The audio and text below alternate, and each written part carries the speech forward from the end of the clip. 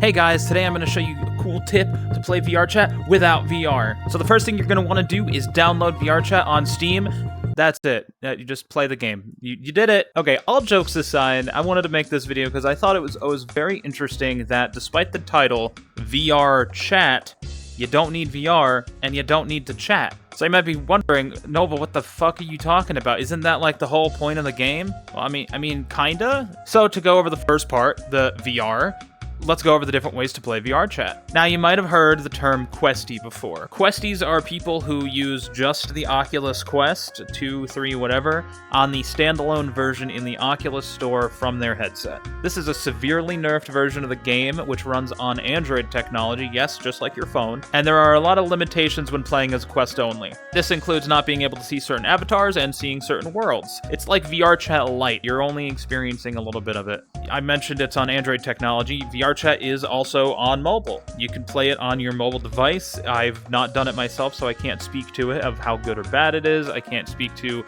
how it plays or anything, but it is an option. Now, the way I play personally is I play with an Oculus Quest 2 and a link cable to my computer. This makes me a PC VR user. There are other headsets you can use as well, which are PC VR by default. However, if you have a Quest 2 and a decent enough computer, get a link cable, hook it to your computer, guess what? You can check out PC worlds and stuff. So that's all fine and dandy, and I would say PC VR is the definitive way to experience the game. But what if I told you, you don't need to use VR? There is another option, which is keyboard and mouse, just like any PC game. We refer to these players as deskies, and you'll notice them running around if you're playing VRChat. They have their hands to their side, and they move very rigidly and can't really do much. That's because they're playing on a desktop computer, and it's super easy. You just, like I said in the beginning of the video, jokingly, but seriously, you just go to Steam, look up VRChat, download the game, boot it up. There you go, and you just hop right in. Now, playing as a deskie has its limitations. Obviously, you won't have hands. You can't do this. You know, you can't move around in VR space. Another one I'd like to bring up is you only have one hand. Now, I just said you don't have hands. So what do I mean that you have one hand? So when you go to pick up items in VR, you have two hands. You reach out to something, you grab it. Other hand, you grab it, you're carrying two things. In desktop, you can look at things and click them, and your character holds it, and you carry it around. So you are still able to interact with the worlds, however, you are very limited. You can only use one item at a time, and even when you're holding things, in certain worlds, you can't interact with other things while you're holding an item. So some worlds just straight up won't work for desktop users. However, I will say that I don't run into that very often. It's not too often that that becomes an issue. Even as a desktop user, you can still do a lot of the things you can do on VR. Even things like hand gestures, doing different hand gestures. Your hands will be at your side, but a lot of people have facial toggles linked to their hand gestures. On desktop, you just hold the Shift key and press one of the F keys, F1 through 12. Each of these links to a different hand gesture and a different hand. You want to open up your expressions menu? Press the R key. Oh man, you picked up an item and it's in the wrong position. Just press the buttons like I, O, P, L, like that kind of area of keys. You can turn it, you can spin it, you can rotate it, you can do all sorts of things. Or if you're playing on a mouse, click in your mouse wheel, move your mouse around. That thing is freaking turning. That's right, you're not limited. You have abilities, you're powerful. Don't let anyone stop you. Now, the biggest benefit of being a deskie versus being a questie is you get the PC experience. You get all the worlds, the avatars, and more. So even if you don't have the money to dish out for a VR headset, hop into VRChat. It's totally free, and there's so many worlds to explore and so many things to see and games to play and stories to experience and people to meet, and it's such a great experience, and you shouldn't be missing out on it. Heck, if you're a questie and you've never experienced PC worlds or avatars in VRChat before, if you have a decent enough computer, boot it up and go check out some PC worlds and check out what you're missing. It's not as immersive because you're not in the world looking around and like I always like to say, you tilt your head back to look up at something above you. That's the immersive thing for me. But it's just like playing a PC game. You still get to see the beautiful sights, the things that creators have put in their worlds. It's still a worthwhile experience. If you're not sure how to do something in desktop mode, I've left a list of the keybinds and controls down below in the description to help you out. And if you're questing and you end up liking what you see, all you need is just a cord. That's it. That's all you need. Now, a little tech lingo for you to help you understand what you're looking for. The plug that hooks up into your headset that is USB-C And your typical USB slot on the back of a computer is a USB-A. Now, if you get any USB-C to USB-A cord, that's all you need. That'll hook you up. However, it will not charge as you play if you do that. So you have about, in my experience, anywhere from like 2 to 5 hours. What I would recommend is, if your computer has it, is get a USB-C to USB-C. All you need to look for if you're not tech savvy is look at what your plug plugs into on your headset and see if that kind of outlet thing is on your computer, on the back of your computer. I personally use a Kuject cord. They're a company that I like a lot. This is not sponsored by Kuject, but hey, Kuject, I love your product. Doing great stuff. In fact, I'll even leave a link to the cord that I'm using down in the description. So if you're not sure what to get and you have USB-C to C capability, try it out. It's cheap, it's good, it works well. So then I've very briefly gone over what it's like to be a desktop user. Now, you might be wondering about the second part, chat. You don't have to chat in VR.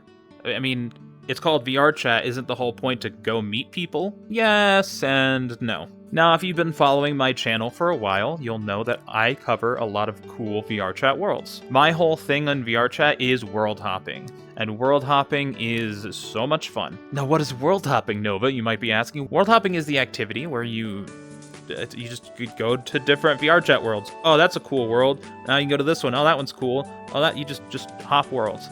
And you look around and you see cool things. If you're not sure where to start, I do have a video on the channel covering how to find cool worlds in VRChat. Make sure to check that one out. That one's pretty cool. It's definitely more fun with friends. It's fun to meet people. And maybe I'll make a video in the future on how to meet people in VRChat. I'm not good at it. I don't meet people. I'm socially awkward. But I could give it a shot for you guys. But the point I'm trying to make here is you don't have to be social to play VRChat. You can just see pretty things. There are hundreds of thousands of worlds in VRChat waiting for you to find them. So what are you doing?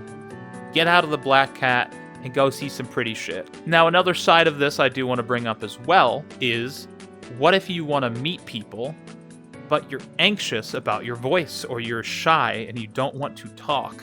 That's fine. There's something called mutes in VRChat. Now, mutes are exactly as they sound. They don't sound. They're mute. They don't talk. However, VRChat does have some functionality to help mutes meet people and talk and get to know them. There is a prefab called QV Pen. There's other pens as well, but this is the one I see most often. If a world has this prefab, you just grab a pen and you start writing. You can write out a message, you can draw pictures, you can communicate with others just by drawing.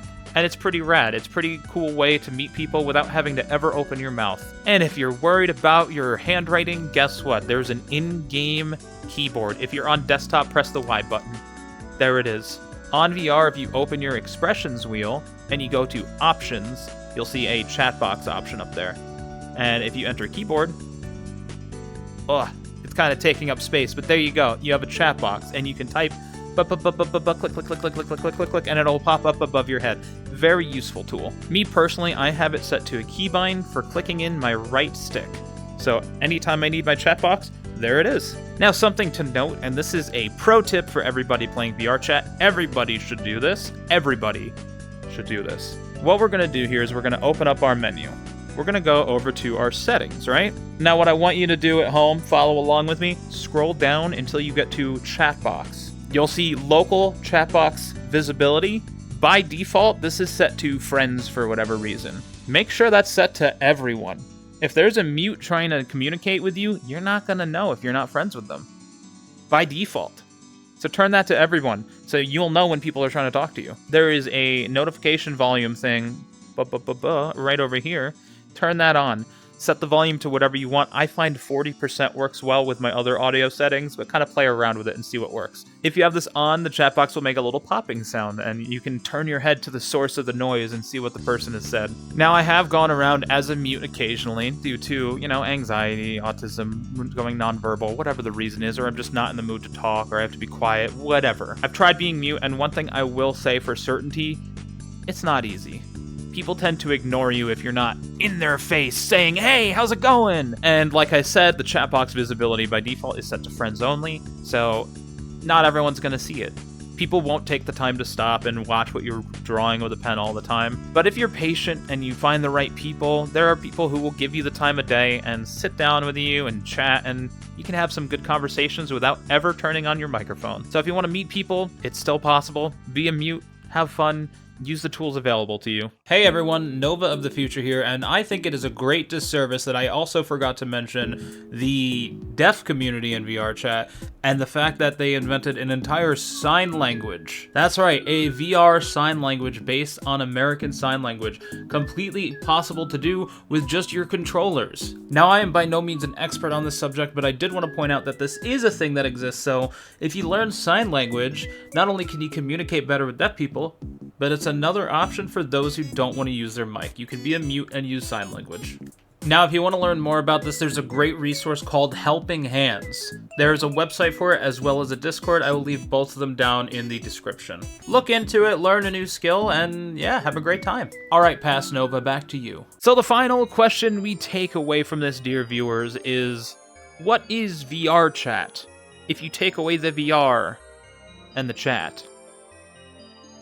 It's nothing, but it's something. I don't have a punchline for this. I didn't prepare a punchline, but it's still playable. It's still very fun, and it's still very worthwhile. So hopefully I've interested some of you in checking out VRChat for yourself. If there's someone you know that is anxious about trying VRChat because, oh, I don't want to talk to people, or, oh, I don't have VR, send them this video. Let them know that they can still play it. Heck, be a good friend and say, I'll take you world hopping sometime. I'll show you some of my favorite places. You don't have to meet other people. You don't need to use your mic.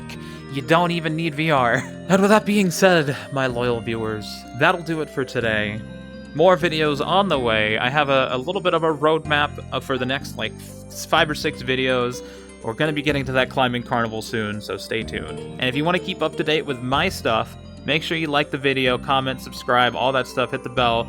Because that helps me, but it also helps you know when new stuff comes out, because I don't have a set schedule. You can also join the Discord, the Nova Redux Discord, where I stream on Twitch. I am constantly trying to communicate with the community there. You can give me video ideas that you have. You can suggest games for me to stream. You can even maybe take part in a video in the future if I have need for audience interaction. So, you know where to find me. Good luck out there, brave warriors and explorers. I am gonna go edit this video and upload it right now for you. Goodbye!